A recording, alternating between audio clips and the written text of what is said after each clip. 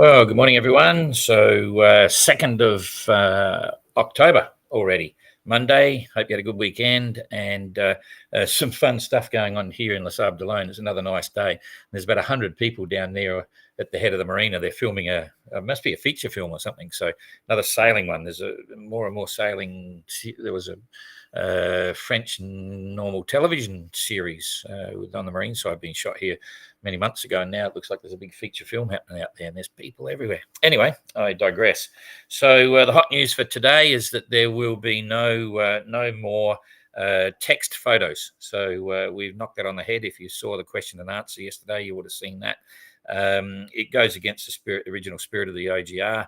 It was very clear in the notice of race that we had an opportunity to send satellite photographs and an opportunity to send video for those that wanted to do it, and got a bit distorted when I was thrown a question right at the last minute in the final briefing that someone said, if we were to write down our log and stuff and take a photo, would you accept that? And I sort of said, yeah.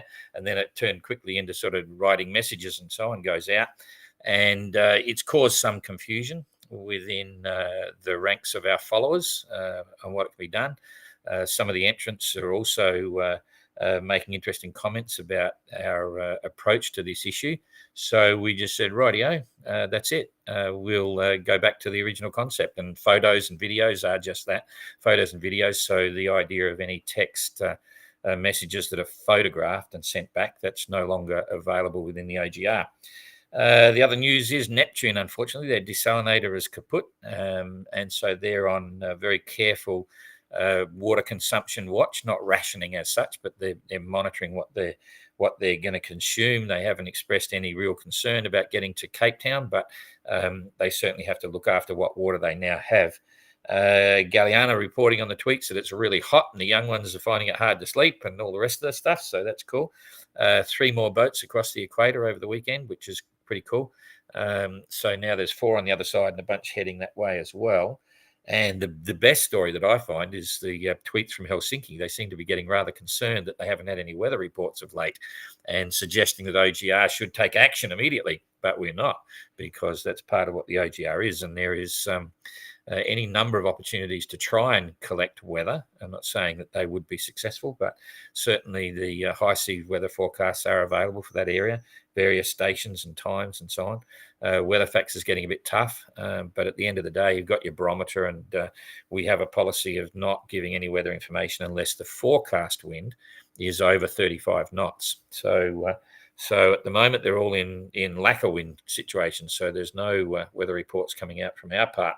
And that's part of the challenge of sailing in the OGR. Anyway, let's get straight on to the tracker and see what's happening here. It's all looking pretty slow and hot and miserable in the doldrums, but we'll go straight to the back of the fleet and get back onto Godspeed here. As predicted, they're holding the breeze. They're moving quite well, 6.8 knots, 143 nautical mile a day, and the northeasterly or northerly is following them down. So that's pretty cool. They're catching up time to the ones in the doldrums, and if we look at about 24 hours time, they're starting to get into the realms of welcome to the doldrums, guys. So they're going to slow down a bit for sure. And if we then have a look at what's expected here for the next 24 hours after that, there it is there. Got a bit of breeze coming from the northwest by the look of it, so that'll push them through a bit. But they'll go through the same situation that everyone else has been doing for the last number of days. So stand by for that. And they've closed the gap to Explorer, who's next on the list, to about, let's go real time. Okay, 500 miles. So 500 miles. When they left from up north, they were about 720 miles, I think it was. So they picked up a couple of 100 miles on Explorer. Hopefully they don't pass Explorer on the way to Cape Town. That'd be embarrassing. Yes. But anyway, we'll see what happens. So all good there. Now come back to the tail enders here, the back group, I suppose. And you can see, I can notice changes because I'm here every day. I don't know whether you are, but first thing I noticed that Explorer seems to have slipped back a bit again. and White Shadow still coming down. Sterner that seems to be the one that's made the ground, but interesting when we look at the daily run, the last 24 hours. So Explorer on 3.1 knots at the moment, did 111 nautical miles in the last 24 hours. Sterner did 155 nautical miles in the last 24 hours, so she's pulled out another 40 miles or so, and doing 4.1 knots, so that's pretty cool. White Shadow did 108 nautical miles, so actually lost 2 miles or 3 miles to Explorer. So Sterner's the one that really picked up there. And Evrika over the side, 146 miles in the day. That's pretty good going. Currently doing 3.9. So there was a few changes going on there. And of course, Gallana with Secure, really not going anywhere in a hurry. It looks as if she's just about to get into the trade winds. She's right on the edge of it, and did 70 nautical miles the last 24 hours. Poor old Neptune, I really feel for these guys, because they're the one more than any of the previous boats I just mentioned that lost out dramatically during the doldrums.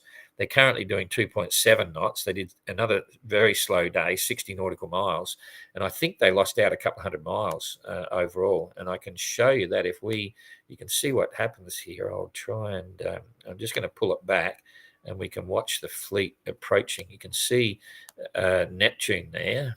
Oh, I really need to drop it down one size so we can get more on the screen. You'll see what happens. So there's Neptune, there's Gallana, all the rest of it. Hang on. I'm going to now pull them down here. No, how best to show you this. So you can see the relative speeds, and I slow this to see how Gallana's catching up to Neptune, while Neptune's turning circles, and all of a sudden still turning circles. Gallana does one, and then all of a sudden they're there. So Neptune was just sitting here going, and all the others have been boring down on top of her. So not so good. And right now, not so good for a Neptune anyway. Right now, if we just pick this up again and look at where she is compared to Gallana, this is good news for Gallana. Oh, hang on. Didn't take it sometimes. Come on. Nope. Okay. Got 2 spots you can click and drag. In fact, I'll do it for an average course situation. Gallana now is only 75 miles behind Neptune. And when you think about that, we're 3 weeks into it, and Neptune's a 60-footer, ex-Whitbread boat, real flyer. Gallana's a Swan 55, 12 people on board, really heavy, blah, blah, blah, and they're only 75 miles behind. So it's a compliment to Gallana with Secure, as well as saying, oh, poor Neptune, they didn't get dealt a good blow in the doldrums. I think that's pretty obvious to many. Anyway, just coming back here to look at what's going to happen with the weather going forward a bit. And I think you'll see here that, so this is 24 hours out. Bang, an Explorer misses out here. She's going to sail into virtually no wind, and the others, they'll be progressing a little bit further forward, start to pick up the breeze. So I think you'll see Explorer getting left behind again a little bit. Same with Evrika, she'll be making a move into this gradient coming up from the bottom. You can see here it's the northeasterly trades, or it looks like a southerly, but it's the trades anyway, coming up to meet and kill the doldrums. So that's 1 day ahead. And if we come forward 2 days ahead, I think what you're going to see again is Explorer struggling in these light winds, but the other guys may just be onto it. Anyway, we'll have to wait and see. Certainly Outlaw is doing okay. If we come back to today's weather, they're pretty much looking like they're into it, but they're not going very fast right now. So this graphic may not be totally correct, but they're doing 3.3 knots, did 71 nautical miles in the last 24 hours. And the fact that they're heading in that direction suggests that this southerly hasn't reached them yet. They're still fluffing around in the light stuff. Interesting, had a conversation with a certain person this morning talking about this part of the coast and pirates and so on, and other risks. Both the French and the English navies keep a close eye on this area of the world.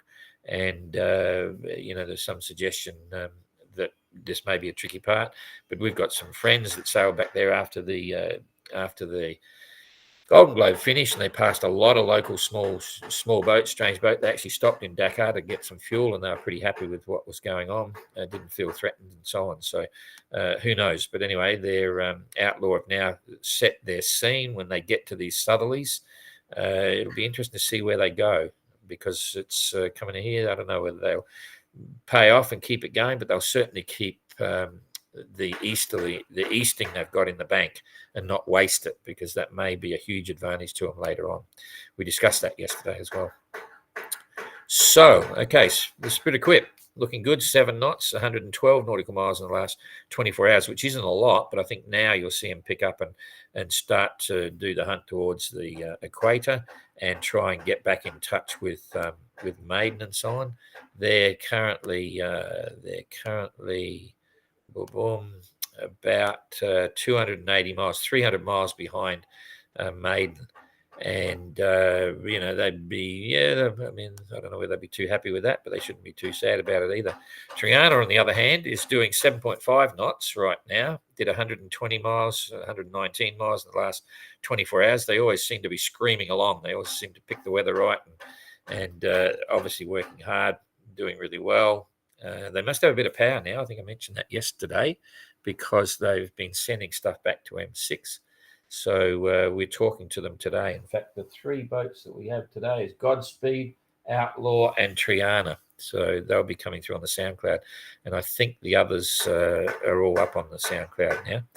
So Triana, looking pretty good. 6th in line on us, 5th in IRC, and 1st in adventure class. She's way ahead for adventure class. Gallana with secured is still way back. So the people on the other side of the world, these 4 are pretty much all holding their own now. If we do the circuit, Maiden 7.2, 164, translated 7.5, 170.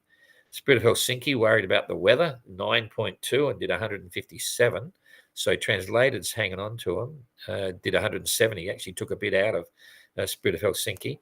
And Penjuic looks as if he's in a bit of a light area, but doing pretty well. Still 9.1 knots at the moment, but overall they only did a 97-mile day, whereas Helsinki did a 157-mile day. So she's closed the gap a little bit. And this was what we expected. If we looked at we discussed this yesterday with the big picture for the weather, all being driven by this building high pressure system below it, and this trough. This is actually a distorted South Atlantic high. Okay, and I won't go into the whole routine that I did yesterday, but the wind's meant to be coming around like that. But on this side, it's being overridden by this high here. So this high is going to dominate. This center is going to zip away really quickly underneath Cape Town and so on. And then this will be the dominant factor. And we can see that again. If you weren't here yesterday, I'll just push it through and you'll see how strong it is. That's it. The center's disappeared. This high is coming up, and that's going to create a big wind flow that's going to get stronger and stronger, which should suit Penjuic really well.